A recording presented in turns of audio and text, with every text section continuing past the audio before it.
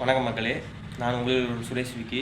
இப்போ 2026 எலெக்ஷன் வரப்போகுது. அதுக்காண்டி எல்லாமே ரொம்ப கடுமையாக ஒவ்வொருத்தவங்களையும் தாக்கி விமர்சித்து பேசிகிட்டு இருக்காங்க.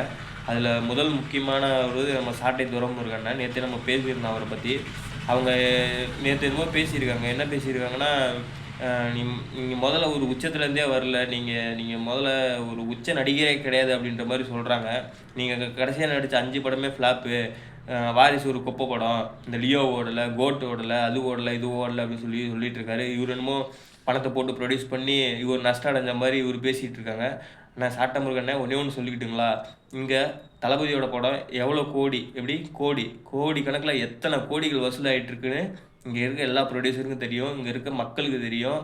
அவர் எந்த அளவுக்கு அவரால் கெயின் பண்ண முடியுங்கிறது இங்கே எல்லாருக்கும் தெரியும். அவரோட கெப்பாசிட்டிங்க என்ன, எவ்வளோ என்ன எல்லாத்துக்குமே தெரியும். நீங்கள் உங்களோட அந்த வன்மத்தை இந்த மாதிரி விஷயத்தில் கக்காதீங்க. நீங்கள் உங்களோட அரசியல் பயணத்தில் அடுத்தது நீங்கள் என்ன பண்ண போகிறீங்க, அடுத்தது உங்களோட ஸ்டெப் என்ன, அதை பற்றி பேசுங்க. நீங்கள் டைரெக்டாக நீங்கள் தாவேக்காவை மட்டும் அட்டாக் பண்ணி பேசிக்கிட்டு இருக்கீங்க.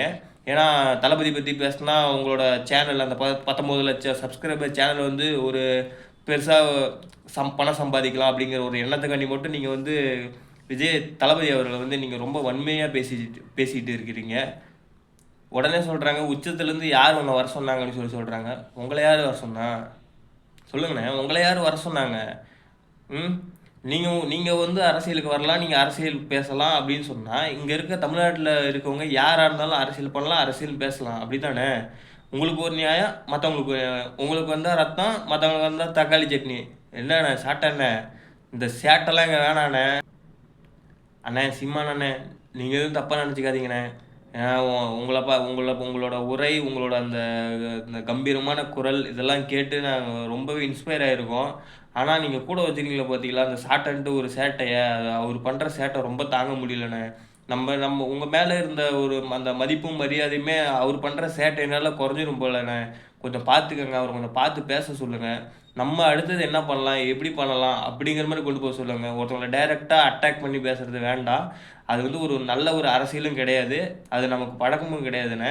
அதனால் கொஞ்சம் பார்த்துக்கங்க, பார்த்து அவரை கொஞ்சம் பேச சொல்லுங்கள். நம்ம ஆல்ரெடி வாங்கி வச்சுருந்த அந்த 8-9 விழுக்காடும் நம்ம சாட்டனை விழுங்கிட்டு போயிட போகிறாருண்ணே. அதை தான் சொல்லிக்கிறேன். சாட்டனை கொஞ்சம் பார்த்துக்கோங்க.